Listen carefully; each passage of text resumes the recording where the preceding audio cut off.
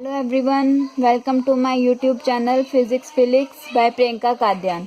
आज हम इलेक्ट्रोस्टैटिक्स जो हमारा चैप्टर है उसके बारे में क्या है स्टडी करेंगे। इलेक्ट्रोस्टैटिक्स में क्या है, हम एक तो इलेक्ट्रिक चार्ज के बारे में स्टडी करेंगे और फील्ड के बारे में।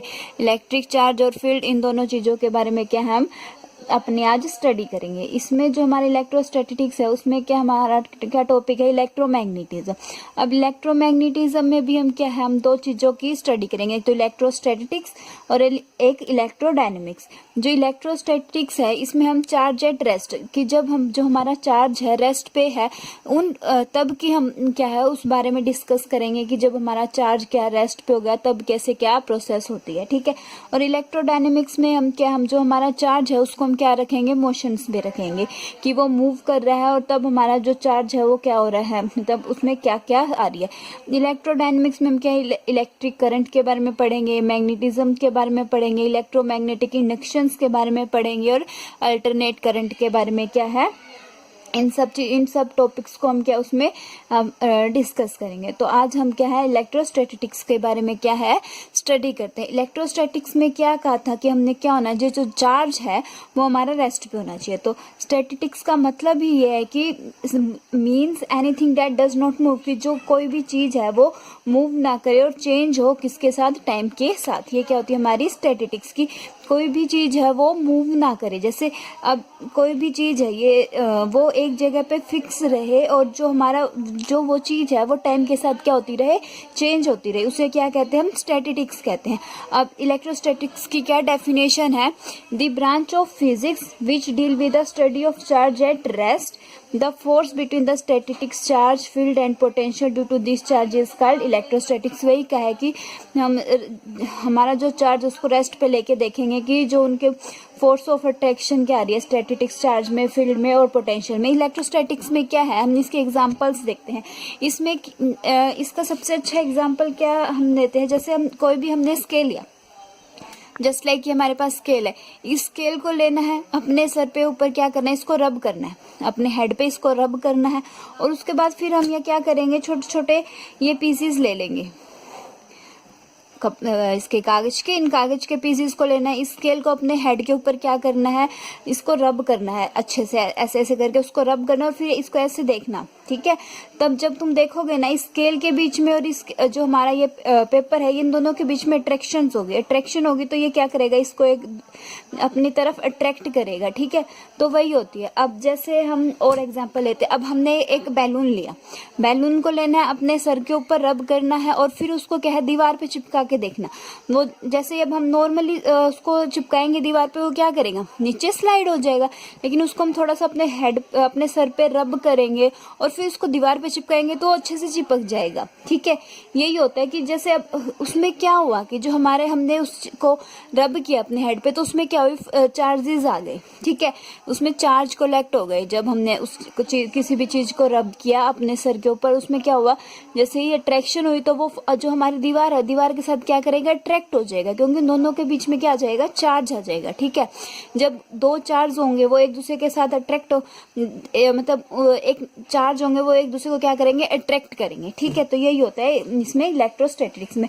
अब जैसे हम सर्दियों में क्या होता है, हमने कोई भी सिल्क की कोई भी मतलब सिल्क का कपड़ा लिया, कई बार क्या होता है जब हम उसको टच करते हैं उसमें से क्या होती है, सेंसेशन होती है। सेंसेशन मतलब उसमें से करंट लगता है हमें, वो किसकी वजह से होती है, चार्ज की वजह से होता है। कि कई बार कपड़े में क्या आ जाता है, चार्ज आ जाता है जिसकी वजह से हमें थोड़ा सा सेंसेशन होती है या थोड़ा सा ऐसे लगता है जैसे हमें शॉक सा लग गया, ठीक है, इलेक्ट्रिक शॉक लग गया। ये क्या हमारे कुछ एग्जाम्पल थे इलेक्ट्रोस्टैटिक्स के कि क्या क्या है, ठीक है। अब हम इलेक्ट्रिक चार्ज के बारे में स्टडी करते हैं कि इलेक्ट्रिक चार्ज क्या है। इलेक्ट्रिक चार्ज इसके बारे में हमें ग्रीक ने बताया था, अराउंड 600 BC पहले इन्होंने इसको हमें इलेक्ट्रिक चार्ज के बारे में बताया था। अब जो चार्ज है वो चार्ज क्या होते हैं, दो टाइप के होते हैं, एक तो पॉजिटिव चार्ज होगा, एक नेगेटिव चार्ज होगा। जैसे कि हम सबको पता है कि पॉजिटिव चार्ज और पॉजिटिव एक दूसरे को क्या करेंगे, रिपेल करेंगे।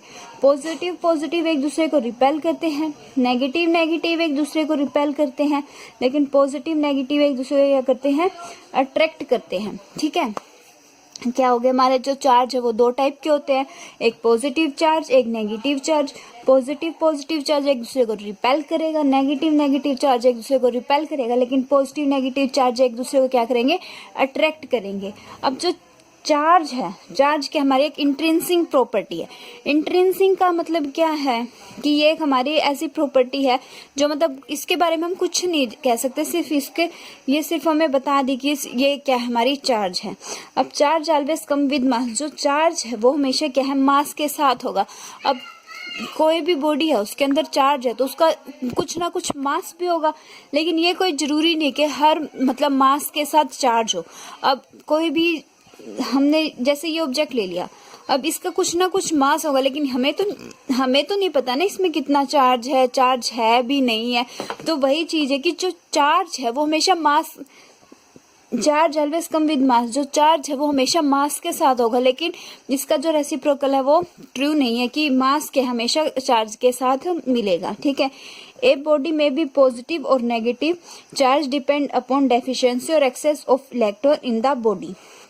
If a body is neutral, then it has equal amount of positive and negative charge। वही बोले कि ए बॉडी में भी पॉजिटिव और नेगेटिव, एक बॉडी क्या है, पॉजिटिव भी हो सकती है नेगेटिव भी हो सकती है। वो किसके ऊपर डिपेंड करता है, उसके ऊपर चार्ज के ऊपर डिपेंड करता है, उसकी डेफिशिएंसी या एक्सेस ऑफ इलेक्ट्रॉन, इस बॉडी में कितने इलेक्ट्रॉन हैं उस चीज के ऊपर।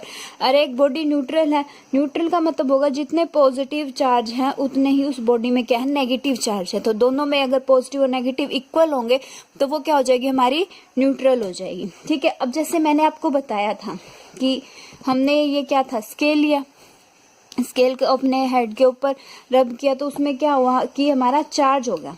ठीक है, स्केल के अंदर क्या हुआ, चार्ज हुआ, और हमारी जो दीवार थी उसमें चार्ज होगा। ये दोनों चार्ज क्या होंगे, मतलब अगर इसमें हमारा पॉजिटिव चार्ज है तो वॉल में क्या होगा, हमारा नेगेटिव चार्ज होगा, तब जाके एक दूसरे को क्या करेंगे, अट्रैक्ट करेंगे।